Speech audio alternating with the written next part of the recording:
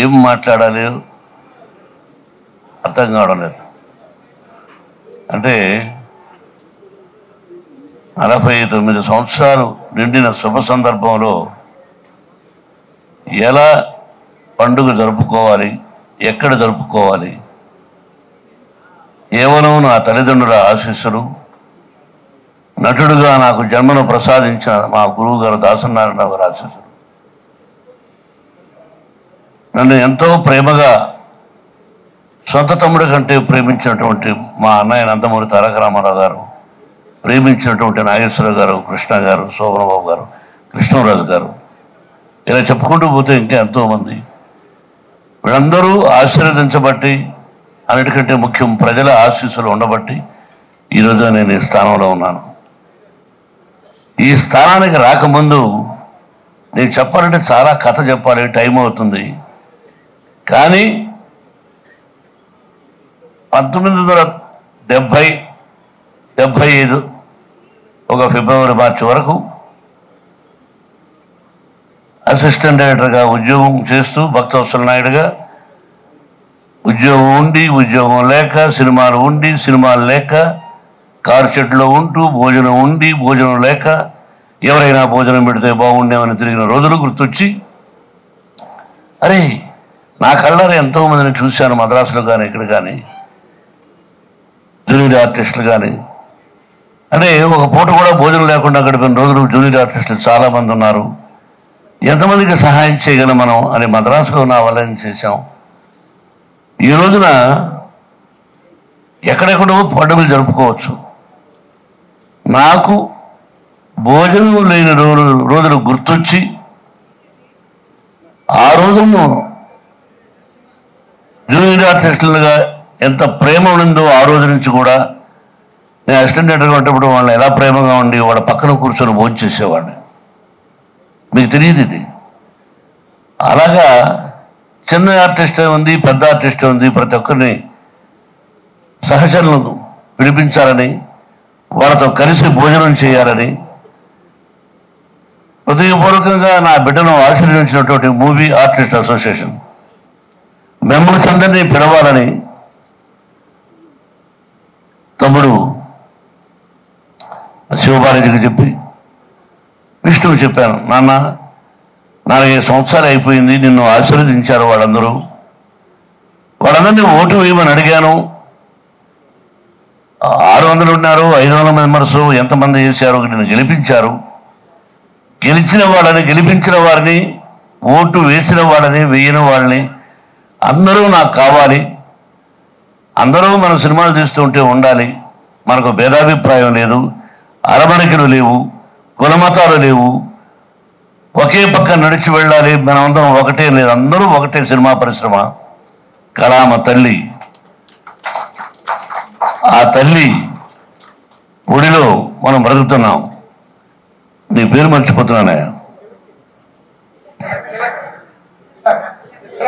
తిలక్, నీకు గుర్తుందా? శారదా స్టూడియోలో నేను అసిస్టెంట్ డైరెక్టర్గా పనిచేశాను, గుర్తుందా? మరి ఎప్పటి నుంచి నువ్వు నా అంటావు? శారదా స్టూడియోలో నేను మరపురాని మనిషి, అప్పుడు నువ్వు అక్కడ యాక్టర్గా వచ్చావు. మరి ఎన్ని సంవత్సరాలు మరపురాని మనిషి. అప్పటికి నేను నటుడు కాదు, నాకు జీతం 200 అప్పుడు సినిమా. అంటే మిమ్మల్ని అందరినీ గుర్తు చేసుకోవాలని, మీతో కలిసి భోజనం చేయాలని, ఏర్పాటు చేయాలని నా బిడ్డకు చెప్పడం చాలా సంతోషం. నాన్న చెప్పడం రియలీ విష్ణుబాబు ఎలా చేస్తున్నాడనేది దూరంగా తనకు తెలియకుండా తెలుసుకుంటూ ఉంటాను. అప్పుడప్పుడు రవిని అడగడం, మిగతా వాళ్ళు అడగడం, ఏమైనా నిజమేనా శివబాలాజీ ఒట్టేసి చెప్పు, అనుకున్నవన్నీ జరుగుతున్నాయా? ఇంకా ఫైనల్గా ఒకటే ఉందనుకుంటా హౌస్, అది కూడా అదే తొందరలో అయిపోతుంది. ఒకరోజు లేట్ అవ్వచ్చు కాక, బట్ 100కి 100%, 100% భగవంతుని సాక్షిగా అతను చెప్పింది చేస్తాడు. అదేమి పెద్ద ఇబ్బందికరమైనది కాదు. చేయాలి, ఎలా ఉండాలి, ఏమిటి అన్నది అతని మైండ్లో ఉంది. అది నేను ఇప్పుడు చెప్పదలుచుకోలేదు. ఇండియాలోనే గర్వించినటువంటి మూవీ ఆర్టిస్ట్ అసోసియేషన్ అవుతుంది ఇక్కడ. ఇక ఆ ఉద్దేశంతోనే మిమ్మల్ని అందరినీ పిలిచాను. చాలా సంతోషం. నా కష్టాలు, నష్టాలు, లాభాలు, సుఖాలు ఇవన్నీ ఎందుకు వేస్ట్ చెప్తే మీకు తెలుసు. ఎన్నోసార్లు పత్రికల్లో ఇచ్చాం. నాకు అందరూ సమానమే, నాకు కులమతాలు లేవు. కులం కూడు పెట్టదని పెద్దలు చెప్పేవాళ్ళు మీ అందరికీ తెలుసు. అది మా కులం వాళ్ళు ఈ సినిమా చూడండి అంటే ఒక్కడు వచ్చి చూడండి. అక్కడ అన్ని కులాలు ఆశీర్వదించాలి. భారతదేశంలో నా సినిమా నా ఇన్స్టిట్యూషన్లో స్కూల్ పెట్టినప్పుడు అది నా కుర్చీ. నువ్వు కూర్చున్నావంటే రా ఇక్కడ గురించి మాట్లాడు అంటే వాళ్ళు ఎవరు కూర్చోలేకనా? మా ఇంటి దగ్గర నేను తెచ్చాను ఆ కుర్చీ. కూర్చో అంటే వస్తాను కూర్చొని కాలు మీద కాలు వేసుకొని కూర్చొని ఇట్లా అంటాం. ఏం చేయాలి మరి? వాళ్ళు ఎవరు కూర్చోలేకనా? కూర్చో, ఎక్కడ కూర్చో. కాబట్టి కానీ కొంచెం అసంతృప్తి ఏంటంటే ఎంతమంది మెంబర్లు మన సిటీలో ఉన్నారో అంతమంది వస్తారనుకున్నాం. ఒక గ్రేడ్ వాళ్ళని వదిలేస్తాం. మిగతా నెక్స్ట్ ఏంటి? పలానా వాళ్ళు పెద్దవాళ్ళు అనుకున్న వాళ్ళు వద్దులే, మిగతా వాళ్ళు అందరినీ పిలవండి అన్నాను. కనీసం 500 మంది అంతా వచ్చున్నారా? మన 400 వచ్చారు. ఏ ఒక్కరూ రాకపోయి ఉన్నా నాకు మనసు కష్టమే. భోజనం లేక రాలేదు. మీరు ఆప్యాయంగా ప్రేమగా మోహన్ బాబు గారు పిలిచారు అని మీరు వచ్చారు. నేను భోజనం లేని రోజులు గుర్తు తెచ్చుకోవడానికి మిమ్మల్ని అందరినీ పిలిచాను. మీరే కాదు, నేను కష్టపడ్డానని చెప్పడం కోసం. విద్యాలయాలు ఆ రోజే నేను కులమతాలు క్యాస్ట్ ఫీలింగ్ నో క్యాస్ట్ అని తీసేశాను మా స్కూల్లో. చాలామంది చెప్పుకోరు. మనం చేసిన విషయాలు ఇతరులు చెప్పరు. కొంతమందికి మనసు కష్టంగా ఉంటుంది. తను అన్నది మన లక్ష్మి, తనకు తెలుసు. చాలామంది అప్పుడున్న ప్రెసిడెంట్లు కానీ దీనికి మూవీ ఆర్టిస్ట్ మేము అది చేసేస్తాం అంటే ఎవరైనా చనిపోతే వెంటనే మీ పిల్లలు మేము చదివించేస్తాం, పొడి చేస్తాం, గెలిచేస్తాం అని చెప్పారు. ఎవరు ఎంతమందికి చేశారో నాకు తెలియదు, నాకు అనవసరం. నా దగ్గర తెలిసి నేను కూర్చోమ్మా పేర్లు చెప్పను కానీ నేను చనిపోయిన నటుడు భార్యకు ఉద్యోగం ఇచ్చాను, ఆ బిడ్డలను చదివించాను. ఆ తర్వాత వాళ్ళ తెలివితేళ్లతో వాళ్ళ హీరోలని ఈ మధ్యన విన్నాను. 2-3 రోజుల ముందు హీరోలు అయ్యారు. అలాగే ఇంకొక నటుడు నా పక్కన యాక్ట్ చేశాడు, శ్రీలక్ష్మి బంధువు. అతని పిల్లలు కూడా హీరోయిన్ అయింది, హీరో నటులుగా ఉన్నారంటే చాలామంది పిల్లల్ని మనం చదివించాం. అది కొంతమంది అయినా చెప్తుంటారు, చెప్పుకోరు. బట్ నేను చెప్పాలి నిజం, నేను ఏం చేశాను నటుడుగా.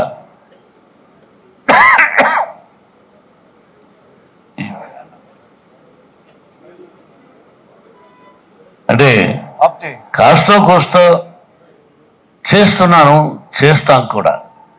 ఆల్రెడీ స్కూల్ నుంచి మోహన్ బాబు యూనివర్సిటీ అయింది. ఇది సామాన్యమైన విషయం కాదు. కేవలం నా తల్లిదండ్రుల ఆశీస్సులు, ప్రజల ఆశీస్సులు, నా తోటి నటీనటుల పెద్దవాళ్ళ ఆశీస్సులు, మీ అందరి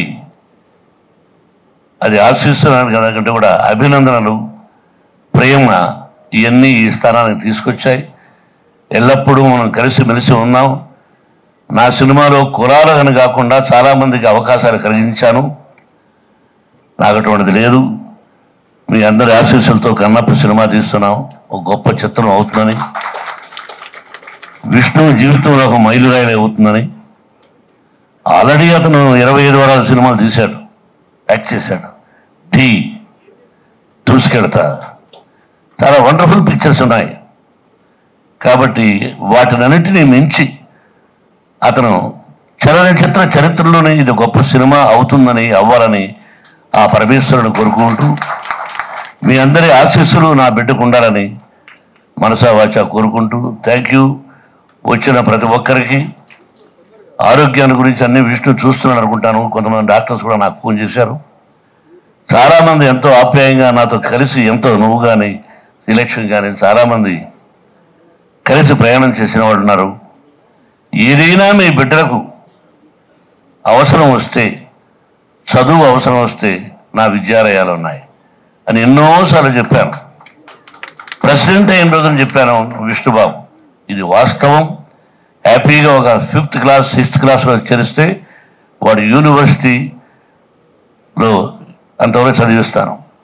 ఇప్పుడు గొప్ప ఇతర అమెరికా ఇతర దేశాల నుంచి కూడా కొంతమంది టైఅప్ అయ్యారు మన యూనివర్సిటీకి. అవన్నీ విష్ణుబాబుకి తెలుసు. Is a pro chancellor. కాబట్టి నా 3 బిడ్డల్ని మీరు ఆశీర్వదించండి మనసా వాచ. చాలా సంతోషం అందరూ వచ్చిన దానికి. Thank you very much. సాయంత్రం వరకు చెప్పుకుంటూ పోతే ఉంటుంది మ్యాటర్, అవసరం లేదు. క్లుప్తంగా ఎంతవరకు అంతవరకే. థ్యాంక్ యూ రవి, మీరండి. Thank you. నాకు అతను మన మాణిక్యం, నువ్వు మెసేజ్లు పంపిస్తుంటావు, అద్భుతంగా ఉంటుంది. అప్పుడప్పుడు మా అన్నయ్యని ఇమిటేట్ చేస్తున్నావు నువ్వు. అప్పుడప్పుడు నాకు అర్థమైంది. అన్నగారి మీద అభిమానం అంతా చూపిస్తుంటావు. చాలా సంతోషం. Thank you. ప్రతి ఒక్క మెంబర్కి హృదయపూర్వకమైనటువంటి నమస్కారాలు, అభినందనలు. మళ్ళీ చెప్తున్నాను, మీకు ఏదైనా విద్య విషయంలో సహాయం కావాల్సి వస్తే నా యూనివర్సిటీ ఉంది, డెఫినెట్గా నేను సహాయం చేస్తాను. Thank you very much and best of luck. ఇప్పుడు ఎవరైనా మీరు సన్మానించాలనుకున్న